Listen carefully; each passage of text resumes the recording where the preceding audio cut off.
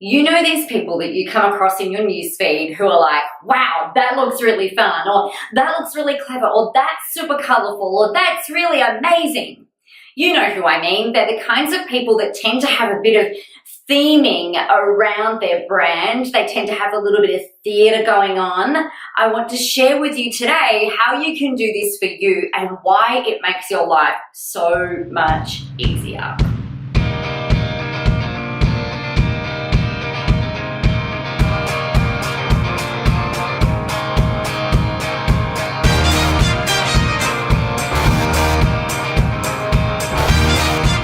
My name is Nicola.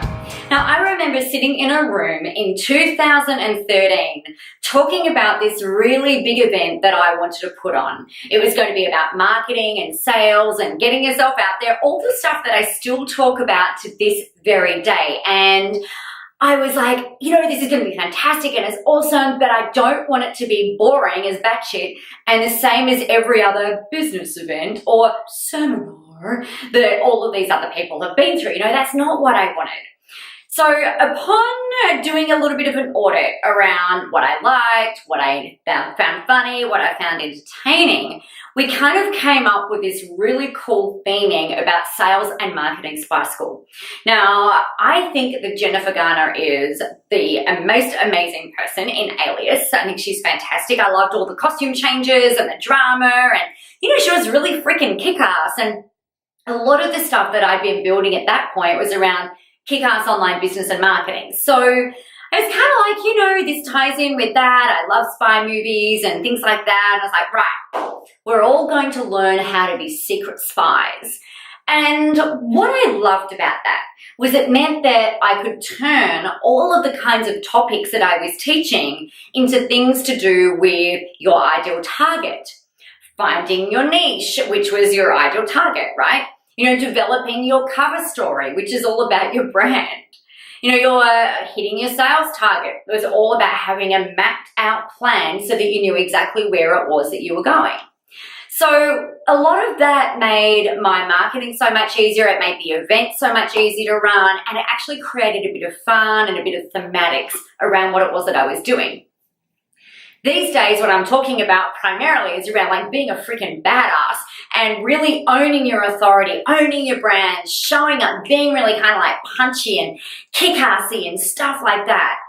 So for you, what I would really love you to think about is how can you create almost a little bit of drama, a little bit of theatre, a little bit of entertainment around what it is that you do. So some ways that you can have a think about this. This is all about creating fun, standing out, and still being you. Okay, this is not about trying to be like someone else. This is all about you being you. So go back and have a think about the kinds of books that you like to read. What kind of movies do you like to watch? What kind of music do you like to listen to? Who do you look at and go, oh, wow, you're really, really freaking awesome. I think this is brilliant. Once you've got that, you can kind of start to go, all right, I really love romance and stuff like that. So you can start to bring in some romantic themes into the marketing and into what it is that you're doing.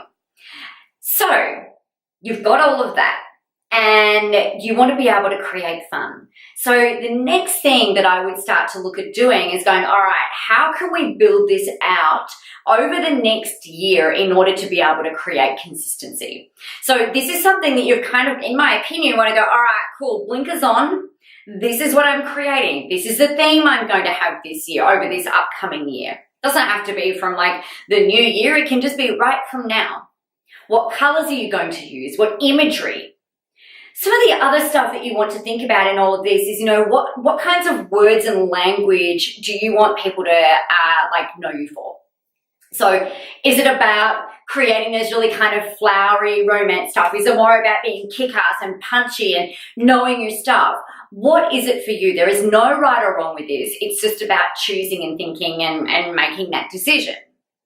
The next thing that I would consider is how can you tie in some of the fonts that you're using as part of this thing. So if you're about romance, but you're also a little bit kick-ass maybe, maybe it's a bit of a balance, you might use a little bit of flowery text and then some really bold, punchy, kind of boxy text so that you've got that balance of the contrasts. Yeah.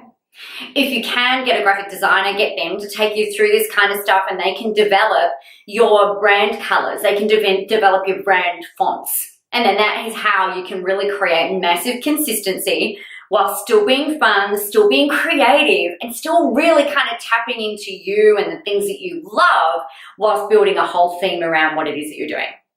If you've got any questions about this, or if you need some help with this, please feel free to reach out. I would love to have a conversation with you about how we can work together.